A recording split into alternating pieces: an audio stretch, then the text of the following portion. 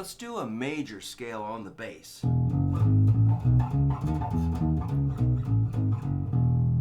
So the formula for that is whole step, whole step, whole step, oh, half step, whole step, whole step,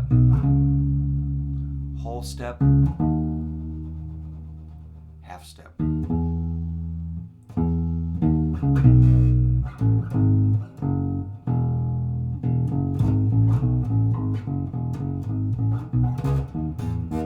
So if on one string, it's easy to see how it's laid out. So you can see, again, it's whole step,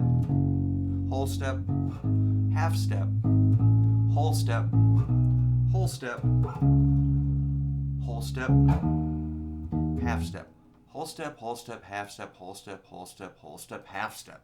That sounds crazy. When you do a minor, you're going to flat the third. Well, let's just review one thing. Let's talk about the intervals.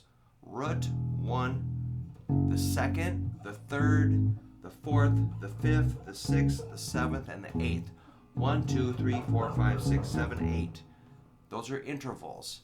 The 1, 2, 3, that's, when you say like A suspended 4, that's because you added the 4.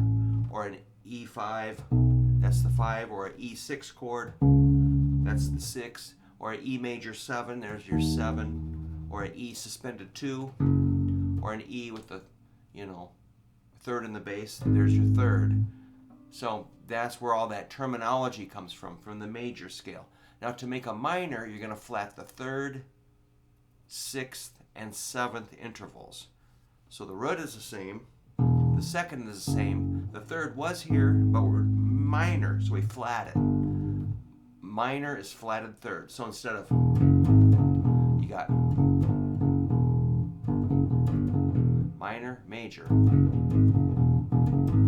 major, minor. The fourth is the same, fifth is the same. Here's your major sixth.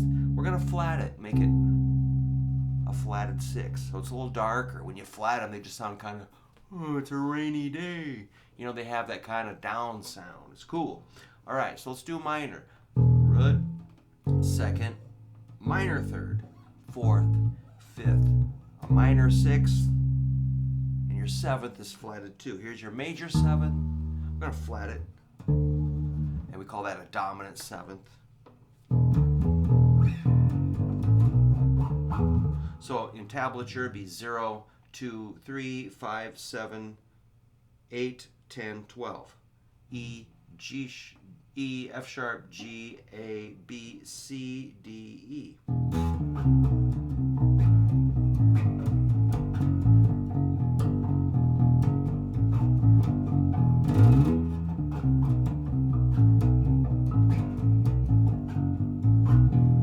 So you just got to get down on those scales. Let's do a blues scale. Blues scale is got the qualities of a minor scale, but it can be used over a major chord. It's got a flatted fifth. Here's your root and fifth, which is really stable. When we flat that fifth, it becomes really unstable and kind of decrepit and kind of dissonant and gnarly and rotten and cool. It's just crazy.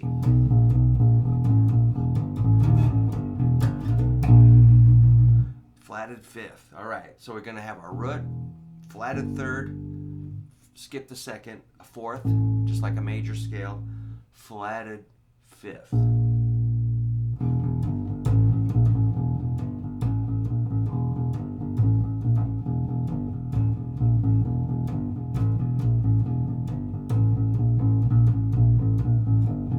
Kind of irritating. If you're expecting major and you do this, it's just like, wow, man, you really messed it up. Like, I know, it's cool.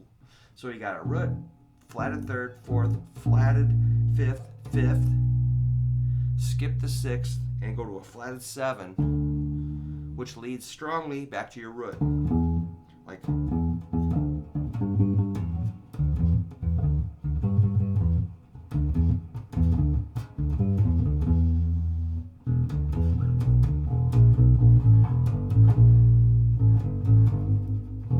so yeah, man, gotta hit that blues scale, man. Let's do one more scale. I'm gonna do a Mixolydian mode. Mixolydian is major with that flatted 7. So it's just like you're expecting, but instead we just flat the 7th.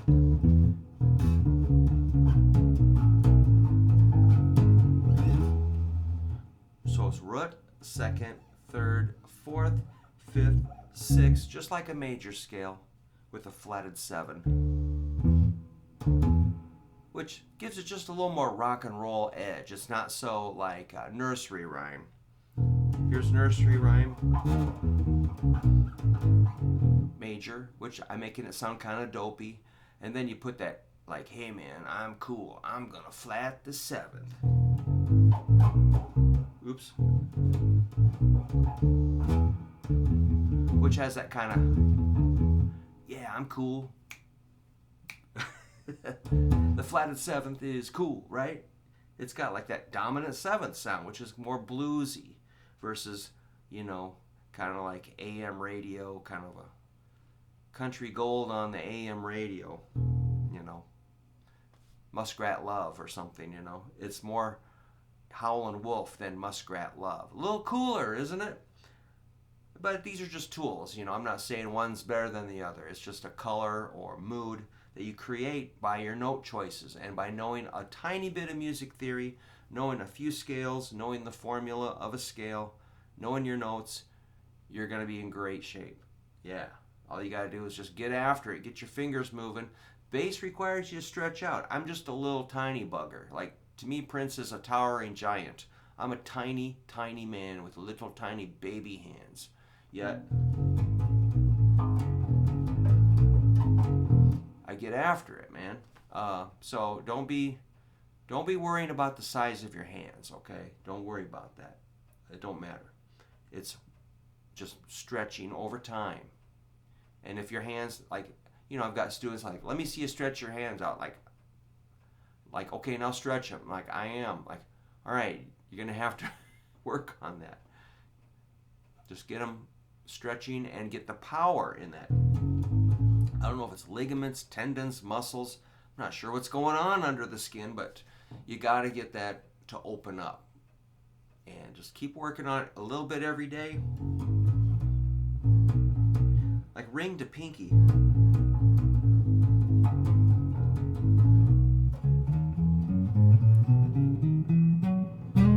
Eventually we'll move these scales around the whole neck. You know, but for now I'm just keeping it kind of on the big string, but you can go ahead and explore it on the A string, D string, G string, and you'll have E scales, A scales, D scales, G scales. We're just doing one string so you can see it. And then you can start, so that's like a horizontal scale. You can do vertical where you go that way, or you can do a diagonal going up that way, you know, crisscross from here to there. Well, let me just give you an example of it. Let's see if I can do a diagonal.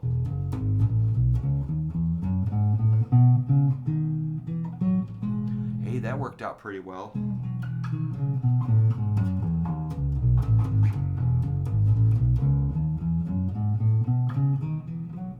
So your little scoots. Oh, I'll show you a scoot. Scoot. Scoot. Scoot. A little slide will help you kind of sneak your way across the neck. All right. And for extra sound, you can just do this. Oh. Oh. All right. I got to get to work. Can't be dinking around all day. See ya.